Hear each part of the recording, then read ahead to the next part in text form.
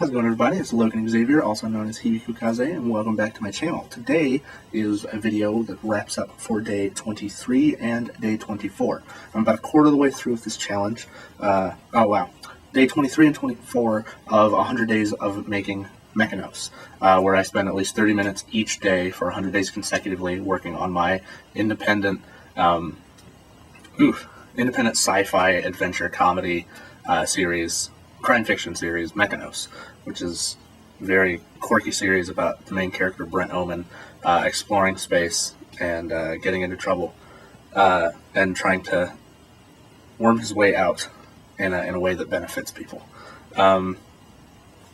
Yesterday, since I did not post, you don't know what I did.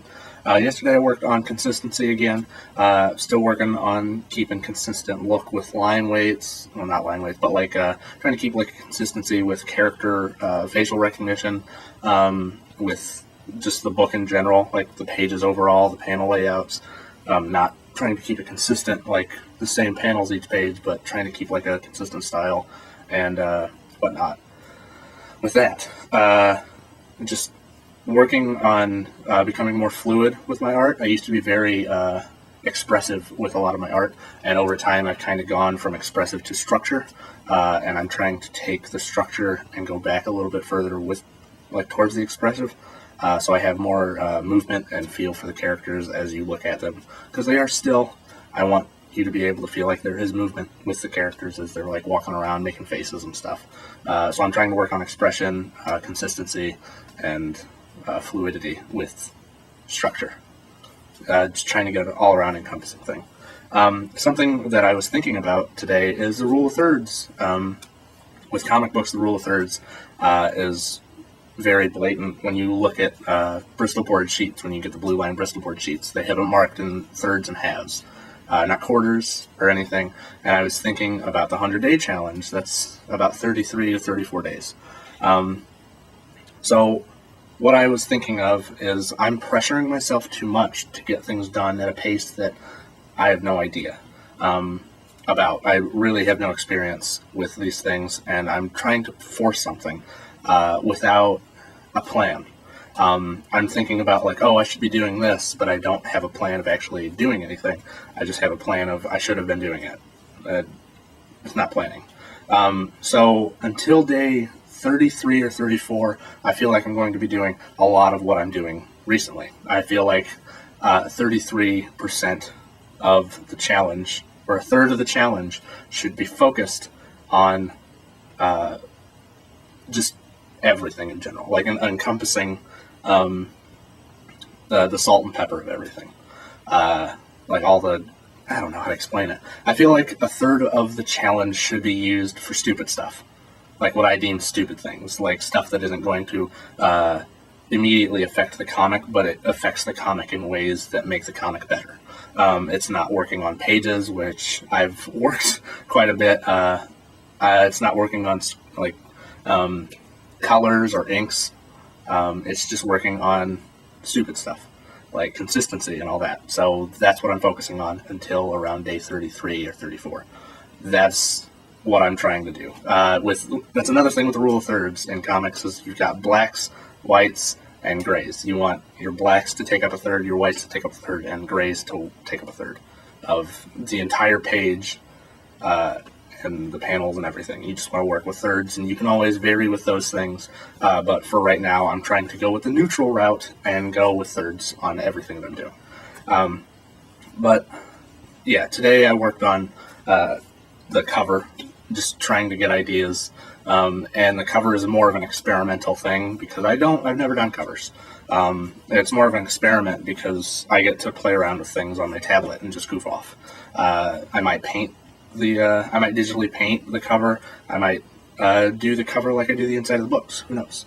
But I get to experiment and play around, and the experiments I'm doing with the cover will help me practice for when I'm doing the pages and so on.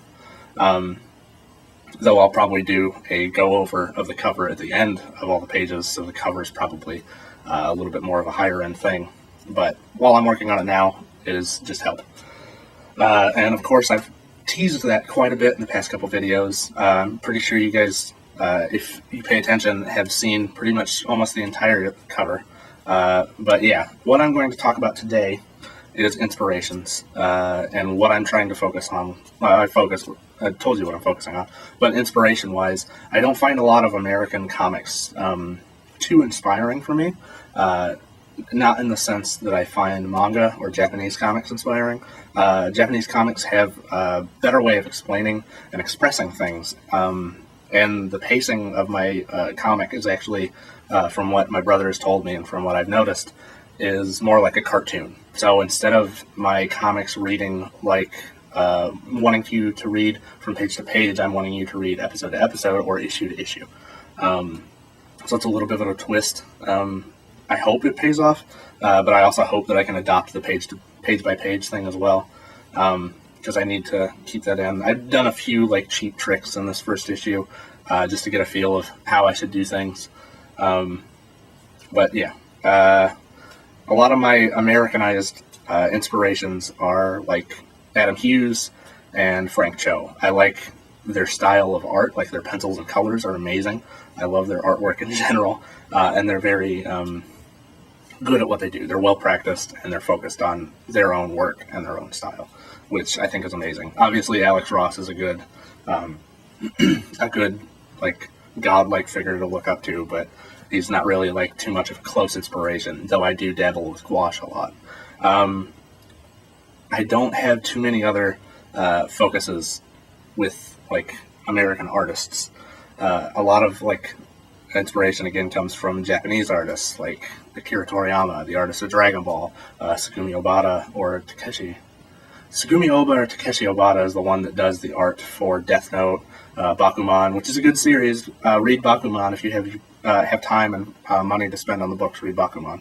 They did Death Note, Bakuman, and a bunch of other series that are very. All You Need Is Kill is another one that they did. Is very fun series to read. They're very gritty, but colorful when they do their color pages and everything. I love their style in general. Masashi Kishimoto is the artist for Naruto, artist and author of Naruto. He's very good. I just read a lot of more Japanese style things, and their panel layouts and everything like that are a lot more interesting to me than looking at the panels of recent day comic books. Manga is actually a little bit more expressive or experimental with their things, but they do stick to like a structure. So I suppose that's why I look towards manga instead of American comics, because nowadays American comics are kind of more expressive, but they don't have much structure. There are a lot of comics that kind of loosely throw panels around the whole page, and they don't make sense.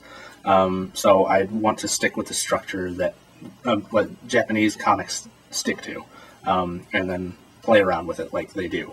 So that's why I focus my attentions to Japanese comics instead of American comics.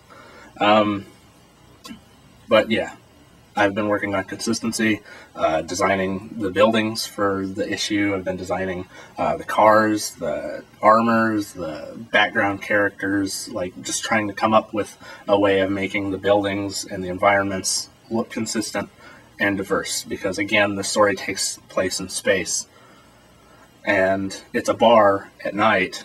I suppose it's night. You never know. It's space. There's a bar involved, and there could be a number of anything out there.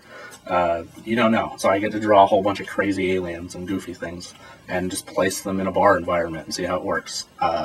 Star Wars, movies and cartoons and manga inspirations. That's it for me. Links to everyone else doing the Z100s are in the description. Gazbot just finished his the other day.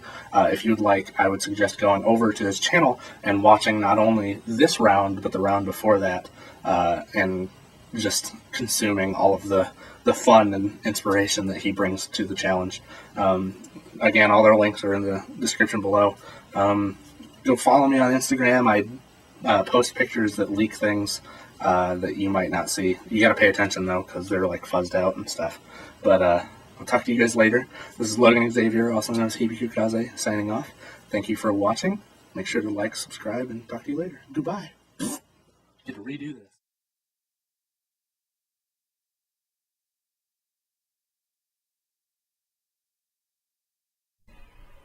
I just want to make sure you guys know that I do commission work. So if you do like my artwork, as you can see up here, the rates are listed. If you see anything you like or have an idea for something you might want to see me draw, feel free to contact me at hkcommissions@gmail.com and I will get back to you. Have a good one. Goodbye.